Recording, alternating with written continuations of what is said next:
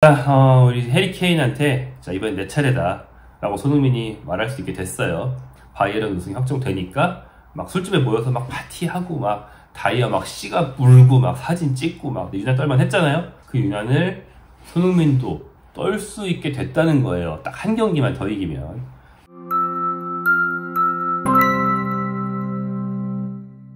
손흥민 후배들이 준 선물! 유로파리그 결승 진출! 무관 탈출에 어쩌면 마지막이 될지도 모르는 이 기회 반드시 잡아야 합니다. 그 기회가 어떻게 주어졌는지 9일 새벽에 열린 유로파리그 4강 2차전 오프토크 간단하게 해보겠습니다. 안녕하세요, 볼리TV입니다. 저는 오늘 서영욱 위원 대신 나와있는 빡기자고요. 노르웨이 보데의 아스프리미아 스타디온, 약간 생소한 곳이지만 요즘 이제 보데 글림트 얘기를 많이 하느라 자주 거론했던 그곳이죠. 여기서 유로파리그 4강 2차전이 열렸습니다. 토트넘 허스퍼가 보데 글림트에 2대0으로 승리하면서 지난 1차전 3대1로 승리한 바가 있죠. 합계 전적 5대1로 결승에 진출했습니다. 결승!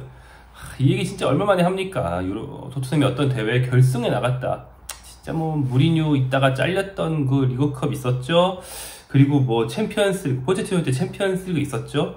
가끔 띄엄띄엄 있긴 하지만 이 결승이란 말 자체를 입에 올리는 게 정말 힘든 팀이란 말이에요. 드디어 한번 해봅니다. 사실 제가 후토크로 하는 거는 처음입니다. 제 입에서 토트넘 결승이라는 말을 이렇게 육성으로 뱉는 게 굉장히 어색하다는 뜻이에요. 드문 일이죠. 자, 결승전 상대는 맨체스터 유나이티드로 결정이 됐습니다. 맨유는 스페인의 강호 애슬레틱 클루브, 즉 빌바오를 꺾고 올라왔죠. 그러면서 결승전 장소는 22일 스페인 빌바오의 산 마메스가 됩니다. 우리 22일 새벽에 반드시 눈을 똑바로 뜨고 결승전을 지켜봐야 되겠고요. 맨유는 4강에서 이 팀을 만났기 때문에 이 장소를 연고로 하는 빌바오를 만났기 때문에 경기장 적응이 돼 있다라는 좀 유리한 점이 있습니다. 토트넘도 요산을 넘어야 됩니다. 자, 보데 원정 어땠나요? 생각보다 어렵지 않았습니다. 사실 보데 글림트 원정 굉장히 어렵다는 얘기 많이 했는데 일단 4강까지 올라왔으면 누구든 엄대엄 아니냐, 뭐 승자를 예측할 수 없다라는 원칙적인 얘기도 있었고요. 그 다음에 보데 글림트가 원체 홈에서 강하기 때문에 토트넘이 런던에서 3대1로 이겼지만 안심할 수 있는 스코어가 아니다 이런 얘기 많이 했는데요. 하지만 뚜껑을 열어보니까 괜찮았습니다. 아마도 보데 원정, 노르웨이 원정을 어렵게 만드는 양대 요소 중에 하나인 추위가 가셨기 때문이 아닌가 싶어요. 인주잔디라는 어려운 요인은 남아있었지만 그럼에도 불구하고 토트넘 선수들이 그럭저럭 할만한 경기 잘 보여줬습니다. 보데가 홈에서 자신감 있는 경기 운영 좋았고 이 팀이 이제 저희 예전 영상에서 노르웨이의 이정효가 이끄는 팀이다 이렇게 얘기를 했을 정도로 상당히 공격적인 철학으로 어떤 스타 선수가 많지 않음에도 불구하고 경쟁력을 보여주는 팀인데 그런 팀답게 굉장히 자신감 있고 점유율이 높은 그런 경기 운영 좋았어요. 보기엔 좋았습니다. 하지만 토트넘을 꺾기에는 좀 창이 충분히 날카롭지 못했고요. 로마, 라치오 이런 뭐 토트넘이랑 비슷한 급에 있다고 할 수 있는 유럽의 강팀들이 바로 이 경기장에서 참패를 맛본 적이 있거든요. 그렇기 때문에 조금 불안했지만 토트넘은 그 전례를 따르지 않았습니다.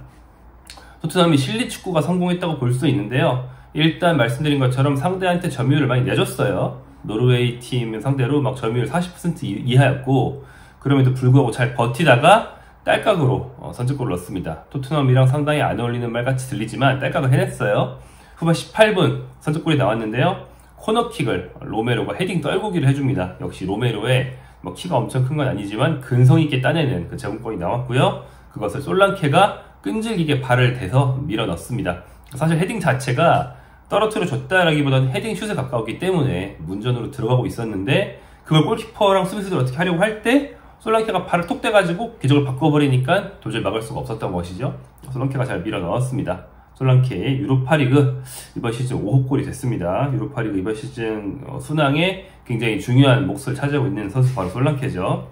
그리고 후반 25분에 페드로 포로가 진짜 쐐기골을 넣으면서 1, 2차전 합계 전적을 이제 4골차로 벌리는데요. 뭐 운이 좋았습니다. 크로슛, 예전 말로는 이제 슈터링이라고 많이 했죠. 이거는 분명히 크로스다. 크로스처럼 보이지만 사실은 슛인 경우들도 있는데 이건 분명히 크로스입니다. 크로스를 올렸는데 쏙 그냥 들어가 버리면서 포로가 좀 멋쩍게 웃으면서 동료들과 기쁨을 나눴습니다. 그리고 포로 특유의 어떤 인간관계 아주 성격이 좋죠. 그래가지고 가끔 입상짓을 좀 해도 우리가 뭐라고 안 하는 거 아닙니까? 이날은 콜 세레머니로 제임스 메디슨 특유의 이 다트 세레머니를 하면서 시즌 아웃이 된 동료를 기리는 그런 모습 보여줬습니다. 기린다고 하면 좀 고인 같으니까 동료에게 영광을 돌리는으로 바꾸겠습니다. 손흥민 선수의 공백을 잘 메운 토트넘의 차분한 경기 운영이 상당히 돋보인 그런 날이었는데요. 일단 1차전과 마찬가지로 전문 윙어가 아닌 히샬리송을 왼쪽에 배치했습니다. 그러면서 2차전도 비슷한 운영 보여줬는데, 이렇게 하면 어떻게 됩니까? 피지컬의 우위를 바탕으로 경기를 할 수가 있게 돼요. 왼쪽에 히샬리송, 오른쪽에 브래넌 존슨. 브래넌 존슨은 덩치가 큰 건 아니지만 굉장히 빠르죠. 그러니까 일종의 피지컬을 갖춘 선수입니다. 그런 선수들을 좌우에 놨기 때문에 이 선수들이 수비에 열심히 가담했을 때 상대를 상당히 답답하게 만든 효과가 있습니다. 왼쪽에 히샬리송이 내려가가지고 딱 틀어막으니까 사실 보데글림트 쪽에서 오른쪽 공격을 이제 토트넘의 왼쪽인 히샬리송이 막는 거잖아요. 그쪽으로 공을 투입조차 잘 못하더라고요. 그러면서 뭐 어차피 본인들의 에이스라고 할 수 있는 선수들이 좀 왼쪽에 있기도 해서 보데글림트 쪽에서 왼쪽 공격만 주구장창 했는데 그것도 잘 먹히진 않았어요. 토트넘이 잘 내려가서 잘 지키는 굉장히 차분한 경기 운영을 잘 해줬습니다. 이렇게 하면 대신 토트넘 공격도 답답해지는 면이 있긴 합니다. 존스는 뭐 아시다시피 약간 마무리 전문, 역습 전문이고 드리블로 공을 운반하거나 상대 지점에서 요리조리 돌아다니는 선수는 아니죠. 히샬리송도 마찬가지입니다. 원래 스트라이커에 가까운 캐릭터죠. 이런 선수들이 좌우에 있으니까 토트넘도 좀 답답했어요. 공을 운반한 선수가 뭐 쿨세스키 정도 있었는데 이제 셉세비도 이날 뭐 그렇게 주도적인 역할을 하기보다는 수비에 집중했기 때문에 막 토트넘이 공을 잡았을 때 쫙 치고 올라가서 역습 딱, 슛 빡 이런 점이 잘 안 나왔습니다. 좀 답답할 수 있었어요. 하지만 안정적인 수비라는 장점을 확실히 챙기고 갔습니다. 그리고 이제 토트넘이 기회를 창출한 무기는 아까 말씀드린 세트피스도 있고 주로는 전방 압박이었던 것 같아요. 다시 한번 이제 피지컬 우위라는 말을 또 여러 번 하게 되는데 스트라이커에 가까운 선수가 측면에 있으니까 종종 히샬리송과 솔랑케 투토빙과 같은 모습을 보일 수 있고요. 그 다음에 존슨도 본인의 어떤 빠른 스피드와 스태미너를 압박에 활용할 수 있는 거죠. 그러면 전방 압박이 종종 좋았고 거기서 상대를 당황시킨 다음에 바로 기회를 창출하는 그런 모습 볼 수 있었습니다. 결국에는 상당히 맞춤형 운영, 일단 인조잔디라는 환경에 대한 맞춤형 운영인 면이 있어요. 인조잔디에서는 공이 생각처럼 구르지 않고 좀 생소할 수 있으니까 영국의 천연잔디, 서유럽의 천연잔디에서 주로 차온 선수들은 이제 그 환경보다는 이제 좀 더 선굵은 축구를 하는 거죠. 둘째로 1차전에서 승리를 한 팀다운 맞춤형 운영. 뭐 어차피 상대가 급하지 않냐. 그리고 솔직히 우리는 한 골 차로 저도 올라간다. 천천히 해. 약간 이런 마인드로 경기한 게 효과를 봤다고 말할 수 있겠습니다. 손흥민 선수가 없다라는 위기를 오히려 기회로 만들었다는 생각이 들어요. 손흥민 선수가 없을 때 이 팀이 더욱 강해지냐? 그럴 수는 없습니다. 하지만 팀 공격력이 정상이 아닐 때 어떻게 해야 하는지 터득했다라는 측면에서 상당히 좀 성과가 있는 4강 두 경기라는 생각이 들어요. 손흥민 선수는 이번 시즌 뭐 여러 매체나 뭐 좀 팬을 가장한 까들이 이제 온라인에 있잖아요. 그런 분들이 억가를 좀 하고 있죠. 하지만 그 억가와 달리 손흥민 선수가 그렇게 엄청 못하진 않습니다. 그렇죠? 손흥민 선수가 기대보다 안 좋은 건데 그 기대가 프리미어리그 득점왕이라는 기대라서 우리가 자꾸 그걸 까먹어요. 기대가 너무 높은 선수라는 걸. 사실은 팀 내에서 공격 포인트 리그 16개로 공동 1위입니다. 7골 9도움이죠. 그리고 유로파리그에서 3골 1도움으로 엄청 많은 건 아니지만 그럭저럭 본인이 할 건 다 해주고 있었거든요. 근데 그런 손흥민이 지난 4월 중순 발 부상으로 빠져서 8강 2차전 걸렸고 4강 1, 2차전 모두 걸렸습니다. 손흥민 없이 4강 두 경기 합쳐서 5골을 넣었고 이 5골은 공격을 막 몰아쳐서 넣은 게 아니라 말씀드린 좋은 경기 운영, 차분한 가운데 실리를 챙기는 경기 운영으로 해냈다는 거예요. 그 5골 중에서 스트라이커 도미닉 솔랑케가 페널티킥을 포함해서 2골을 넣으면서 주포의 모습 보여줬고요. 포로는 아까 말씀드린 것처럼 행운이 섞이긴 했지만 아무튼 1골 1도움 기록하면서 토트넘 공격에서 많은 비중을 차지한다는 것도 보여줬습니다. 솔직히 이제 포로가 멀리서 막 크로스가 휴식은 빵빵 때려대는 건 못 막아요. 그죠? 그럼 어떻게 해야 되겠습니까? 걔가 넣어야죠. 포로 선수가 넣어주면 되거든요. 근데 이제 넣어줬기 때문에 4강은 쉽게 갔다고 생각이 됩니다. 손흥민이 득자로 히샬리송을 넣었는데 히샬리송은 1차전 선제골 어시스트를 했고 2차전도 성실한 활약을 한 뒤에 마티스 태거 교체되는 고정적인 교체 패턴을 보여줬습니다.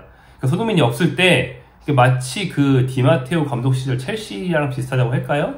원래는 공격수인 그런 선수들이 수비 위주로 플레이하면서 팀을 단단하게 만드는 것에 치중하는 모습. 그러니까 공격은 어차피 단단할 수밖에 없기 때문에 이걸 새로운 플랜 A로 삼을 수는 없습니다. 손흥민 선수가 멀쩡한데도 불구하고 손흥민을 빼고 일단 우리는 답답하게 먼저 시작한다 이렇게 하기 좀 힘들어요. 하지만 피지컬 중심으로 잘 지키는 축구라는 옵션이 토트넘에 장착이 됐기 때문에 이걸 이를테면 이기고 있을 때 후반 막판이라든지 혹은 뭐 기습적으로 깜짝 뭐 전술로 쓴다든지 이런 식으로 활용할 수 있는 플랜 B를 획득했다라는 게 이번 4강 2경기의 소득이라고 생각이 됩니다.